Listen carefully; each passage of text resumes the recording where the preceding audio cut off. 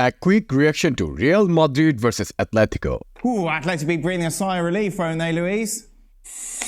Yeah, definitely. And the ones that they are more happy than ever is Barcelona, because in the end, both of the teams got dropped 2 points. Wait a second. Why Barca? Is Luis Garcia delusional that the team who is contending with Real Madrid to win La Liga this season so far is Girona? And he even did not mention about that. And all he thinks about is Barca.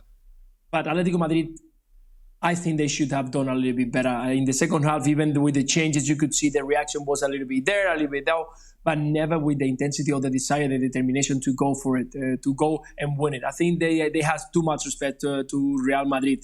And if you wanna be, or if you're gonna be able to win Real Madrid, it's right now, when they don't have defense, the people is out of position, they don't have one of the best striker playing. If you wanna win Real Madrid, it's right now. If you don't go for it, there's not going to be any other chance. And Real Madrid did what they have to do. They scored the first goal, they dominated, they controlled the game all overall in the 90 minutes, and in the end they could have scored even 1 or 2 more goals. But it was enough to get that point that I think for Atletico Madrid they are lucky to have it.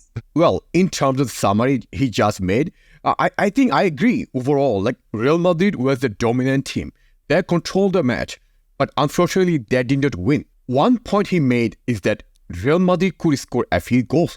That's absolutely true. Today, we are so frustrated just because we did not finish those chances. One by Rodrigo. I mean, that we can argue a lot of discussion about that goal. Like, Fede could pass to Bellingham. That could be easier finish. But that's not the point. The main point is that we missed no matter how. And the other miss was also by Brahim. That chance he created was so fun, so scintillating. However, he did not score the goal. When you play against a derby match so important for your La Liga title, so every chance you create, you almost have to finish. And those chances were easy to finish.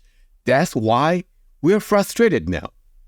It's interesting take on it, Ali, in the fact that given the vulnerability that was there for Real Madrid, of course, no Rudiger, mentioned Militao's been out, Alaba as well, that they didn't go for it. So in the end, are Real Madrid happy that they only got the point despite the fact they dominated so much? Like, who's the happier team? Quietly, I think Carlo Ancelotti, ahead of the game, given the absence of Vini Jr. as well, he may have thought, you know what, we'll take a point out of this and move on with our lives, right? And we don't allow Atletico Madrid back in the race. We don't believe Barcelona's in the race, and it leaves us with playing Girona next week at home to decide. Which could be 5 points then, couldn't it, of course? Yes, and so to decide everything for us. And so it's still everything in front of us. Quietly, I think Ancelotti would have said that before the game.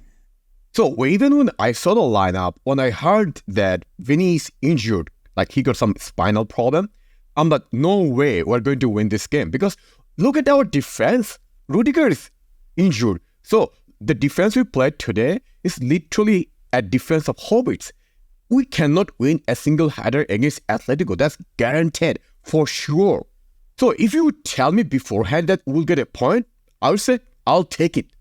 However, how the game was played, and how much you actually controlled it, and how many opportunities you actually had on the counter, where you see Valverde running with the ball, where you see Bellingham running with the ball, and it's now a question of picking out the right pass, making the right decision with the opportunities that you created in the second half, and you get into added time and you're leading the match.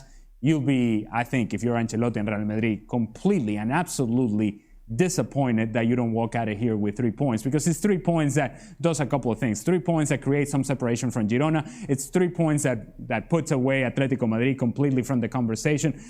It seems like a wasted opportunity from Real Madrid's perspective, given how the game went. I think just saying disappointed or disappointment after the game is a little bit understatement. Because the way we played today, there are a lot of good play we had. Like, at moments, some of the passing we were having, like one-touch football, it was beautiful to watch.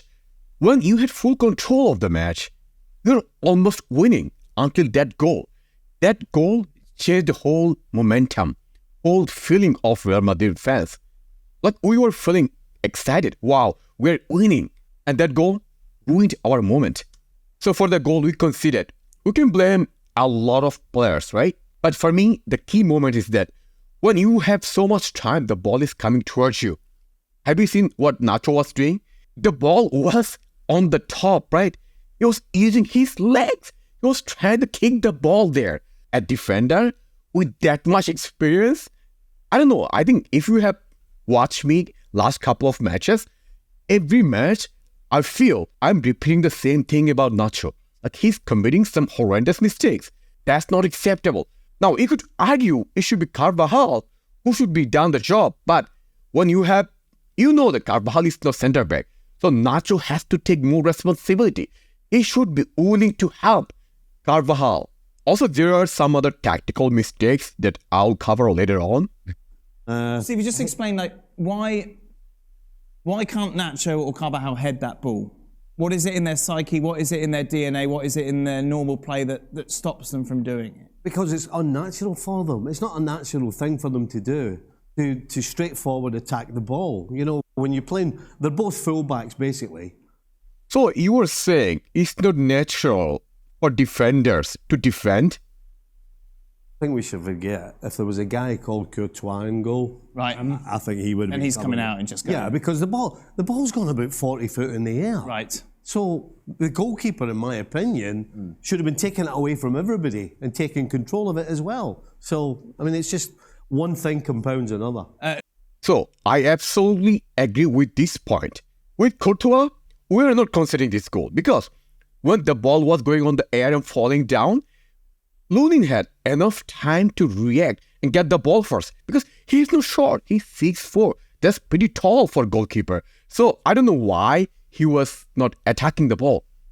Luis, we've seen a lot of noise around referees, haven't we, over the last few weeks, and no one will have a jot of sympathy unless you're a Real Madrid fan for the fact that they weren't awarded a penalty today. Do you think that is influencing things? Do you think they should have had at least one? It's not that they should have at least one. They should have the ones that they have to see, or they are already happening. But we are going to go again and again and again. We thought again that the VAR was here just to make it all clear. And as soon as there is about interpretation, and all the circumstances of today is about interpretation. Is the penalty from Carvajal enough? Is Saul stopping him enough? Is that power enough? It's about what I think. Is the goal that it was disallowed for Atletico Madrid? Is the player for real disturbing the keeper of going to get the ball? It's about what I think that is happening. It's about what I see that is happening. It's not about a rule. And as soon as there is a person that has to take the decision, we're going to be in this situation. Yeah, for me it's a goal. No, for you it's not a goal. So, or for me it's a penalty, and for you it's not a penalty. So we are not going to get 100% of everything at all in the coming years. So something has to change, or something have to go for a small details. Does anyone have any clue what Luis Garcia just said? Because I did not understand a single point he tried to make. Because he said a lot of things without saying anything. Then asked a simple question. Do you think at least one of them would be a penalty for Real Madrid? And he almost said nothing. He talked about 100 paragraphs of essay without saying the real things. Just say your point. Say, okay, for this penalty call, I think it's penalty, it's not. Okay, for that one, I think that's penalty, this is not. Just say your opinion. Anyway, generally, I don't like to talk about VAR, referee, and penalty claim, not given goals, whatever. But today, I have to talk about this. Because last few weeks, there was a huge revolution at Barca Nou Camp, right? Barca players, Barca coaches, and Barca president, everyone was talking about Madrid. They were talking as if Madrid is favored by La Liga, and they have done more reactions than there would be more reactions if there would be a World War III. So let's tackle one by one. First of all, Lucas Vazquez, for me, is clear penalty. There's no doubt on that. And second, with Bellingham, again, for me, is a penalty. Third, again, for Bellingham, is a penalty. So 3 penalties, and we did not get a single penalty. And VAR did not say anything. So when decisions don't go in favor of Real Madrid, people like Luis Garcia try to sidestep the main point. They try to act like they did not see, they pretend as if it did not even happen. So today there are a few tactical decisions went wrong for us. For example, first of all, the substitution for me wasn't good enough. Brahim was playing good and we subbed him off instead of Rodrigo. For me, that didn't make any sense. The second mistake was taking off Bellingham. Yes, I understand that Bellingham was maybe a little bit tired, but he could still play. Because despite he wasn't his 100% this match like attacking was, he was a little bit off. But that's beside the point. The point is that he was still running all the match. He was defending. When we took Bellingham off, Atletico has more players going forward because there's no one to help. Third, we stopped playing too early. What I meant to say is that, yes, we were winning, but the game wasn't over, right?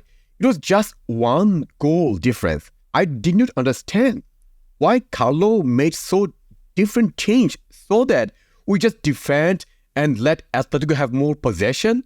We will just defend. When you have two short defenders in your center back, one thing you cannot let them do is to play the ball more. Let them do more crossing. That one thing you cannot do. Towards the end of the match, only attacker who had is Joselu. There's no winger. For me, that was a huge mistake. The last point I have to point out is that Ceballos playing. I mean, he almost did nothing at all. Anyway, let me know your takeaway from today's match in the comment section below.